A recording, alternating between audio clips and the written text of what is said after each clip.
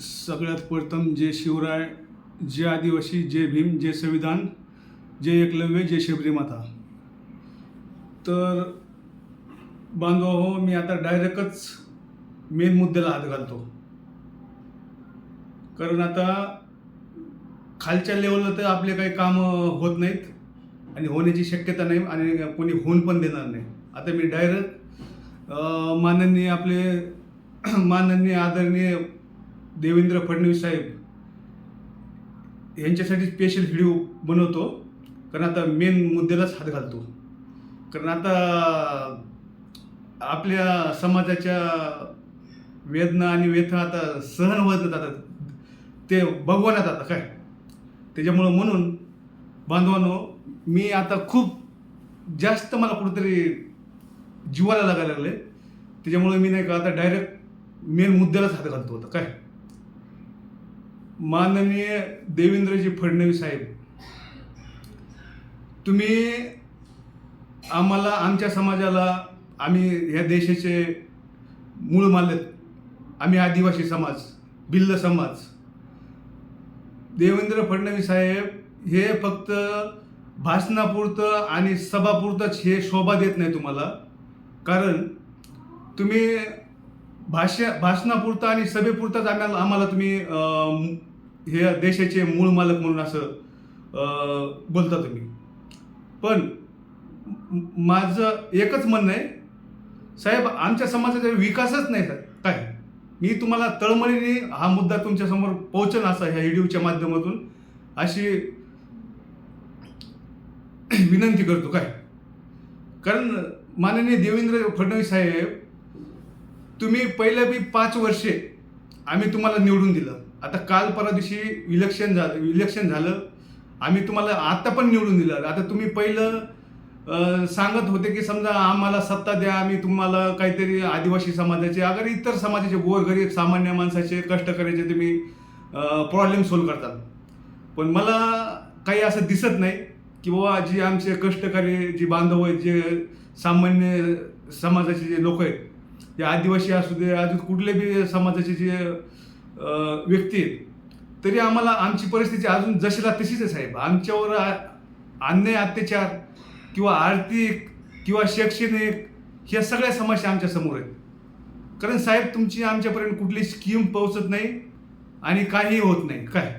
म्हणून आता आम्ही खालच्या लेवलच्या अधिकाऱ्याला बोलण्यापेक्षा आम्ही डायरेक्ट तुम्हालाच येऊन आम्ही सांगू शकतो काय, आणि पुराव्यासहित सांगू शकतो काय, की आमच्या समाजाच्या काय हाल आहेत, काय आमच्या समाजाला वेदना सहन करावं लागतात. ह्या व्हिडिओच्या माध्यमातून मी तुम्हाला सांगू शकतो. साहेब, आम्ही दिलं ना हो तुम्हाला. तुम्ही आत्ता पण तुम्हाला आम्ही नगरपालिकेला पण निवडून दिलं, भरपूर मताने निवडून दिलं, आणि ह्याला नगर परिषदला पण निवडून दिलं. तरी आता तुम्हाला आमच्या समाजाचं तुम्हाला जर कामच करायचं नसेल आणि आमच्या समाजाला जर तुम्हाला, आमच्या समाजाची जर तुम्हाला सुधारणाच करायची नसेल, तर आम्ही काय करू शकतो सांगा. तर मला तर असं एक, आता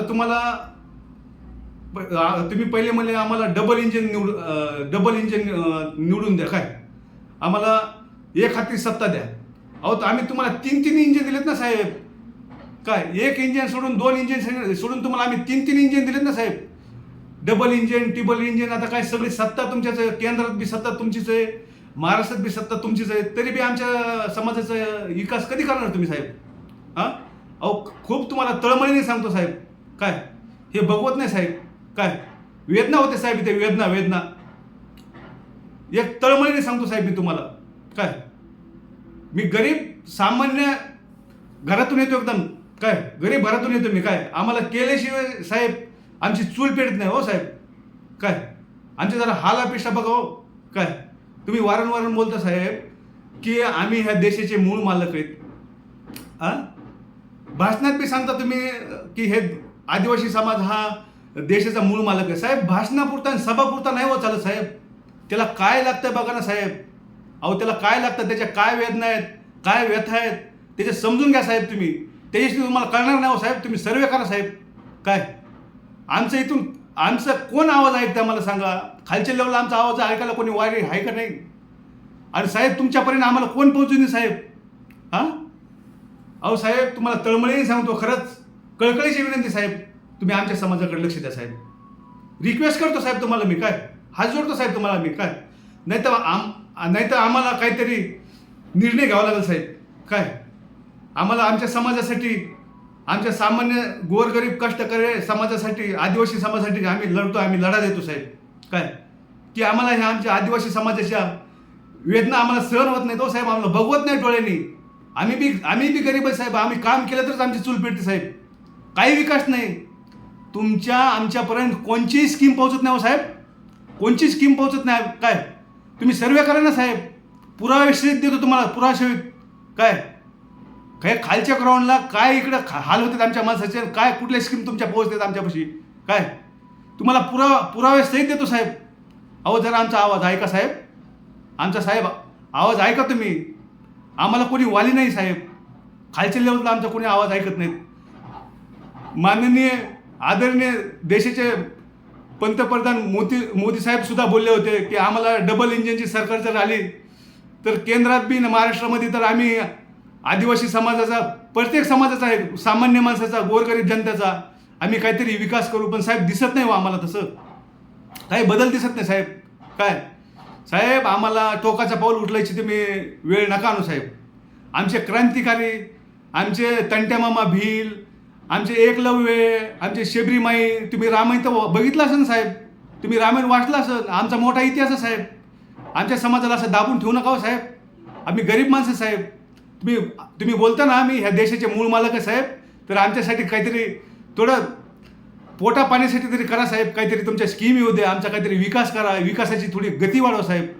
खरंच तुम्हाला मनातून कळकळीची विनंती साहेब. नाही तर आम्हाला काहीतरी टोकाचं पाऊल घ्यायला लावू नका साहेब. होऊन काय होईल साहेब, आम्ही आमच्या समाजासाठी आम्ही मरायला तयार आहे साहेब. काय तुम्हाला तर माहितीच, आमच्या क्रांतिकारकांनी तर देशासाठी स्वतःचा त्याग केला, स्वतःचे बलिदान दिले. काय तंट्या नाईक भील असतील, राघोजी भांगरे असतील, किंवा बिरसा मुंडा असतील, भगवान बिरसा मुंडा असतील, भगवान एकलव्य. अहो हे देशासाठी त्यांनी स्वतःच्या प्राणांची आहुती दिली साहेब. तुम्हाला हे विसरता येणार नाही साहेब, हा इतिहास विसरता येणार नाही. आणि आम्ही त्यांचेच वंशज आहेत ना साहेब, आम्ही त्यांचेच वंशज आहे साहेब. आम्ही तुमचं आम्ही केलं हो साहेब. आमच्या समाजाकडे तुमचं दुर्लक्ष होतंय साहेब. डोळ्यांनी देखवत नाही हो. तळमळीने सांगतो मी तुम्हाला, तळमळीने. खरंच साहेब असं जीवाला लागतं हो साहेब, जीवाला लागतंय. तुम्ही आमच्या समाजाकडे काहीतरी करा, लक्ष द्या साहेब. या व्हिडिओच्या माध्यमातून तुम्हाला मी सांगतो साहेब, नाही तर आम्हाला टोकाचं पाऊल घ्यावं लागेल साहेब. आम्ही मंत्रालयासमोर येऊन आमच्या स्वतःचं आम्ही फाशी घेऊन मरू साहेब. काय मंत्रालयासमोर, कारण आम्हाला पर्याय नाही हो साहेब. खालच्या लेवलला आम्हाला कोणी जगून देत नाही साहेब. आम्हाला आमचा खालच्या स्तराला आमचा आवाज कोणी ऐकायला तयार नाही साहेब. कुठला अधिकारी नाही आहे, कुठला काही नाही. तुमच्या स्कीम आमच्या समाजापर्यंत नाही पोहोचत हो साहेब. तुम्ही मस्त आमच्यासाठी तळमळ करीत असताना किंवा तिकडून स्कीम मंजूर करीत असताना, पण आमच्यापर्यंत साहेब त्याचा काही लाभ मिळत नाही हो साहेब. साहेब लक्ष द्या साहेब आमच्यावर, अन्याय करू नका साहेब आमच्यावर. तळमळीने सांगतो साहेब मी तुम्हाला. आशा करतो साहेब ह्या व्हिडिओच्या माध्यमातून माझे आदिवासी बांधव, माझे जे बी कष्टकरी समाजाचे कष्टकरी असतील, बांधव असतील, सामान्य घरातले जे नागरिक असतील, ते हा माझा व्हिडिओ तुमच्यापर्यंत नक्कीच पोहोचायचा प्रयत्न करते, शेअर करते, लाईक करते. काय साहेब ऐका, मी तुम्हाला मनापासून कळकळीची विनंती करतो साहेब. नाही तर आम्हाला टोकाचं पाऊल घ्यावं लागेल. आम्ही दुसरं तर काही करू शकत नाही. आम्ही दुसरं टोकाचं पाऊल म्हणजे दुसरं आम्ही काय करू शकतो साहेब. एक तर आम्हाला कुठेतरी आत्महत्या करावं लागेल, आम्हाला फाशी घ्यावं लागेल, नाहीतर नाहीतर पेट्रोल टाकून आम्हाला स्वतःला जाळून घ्यावं लागेल. कारण हे देखवत नाही आमच्या समाजाचं हो. आमच्या समाजाला तुम्ही अजून आंध्रात किती दिवस ठेवणार हो साहेब. आमच्या समाजाला तुम्ही आंध्रात किती दिवस ठेवणार साहेब. अहो बास हो साहेब, नका अन्याय करू साहेब. तुम्हाला आम्ही दिलं ना, आम्ही तुम्हाला भरघोष मताने निवडून देतो. सगळ्या प्रत्येक इलेक्शनला आम्ही तुम्हालाच मतदान करतो. काय आता तुम्हाला 2-2, 3-3 इंजिन दिले साहेब. सिंगल नाही, डबल नाही, टिबल इंजिन आहे तुमच्याकडे. काय साहेब तुम्हाला 2-2 वेळेस सत्तात बसलं. आमचा बी काहीतरी थोडंफार असेल ना, खारीचा वाटा असेल का नाही साहेब. काय एवढं सांगतो आणि थांबतो. जय भीम, जय शिवराय, जय आदिवासी, जय भीम, जय संविधान, जय एकलव्य, जय शबरी माता.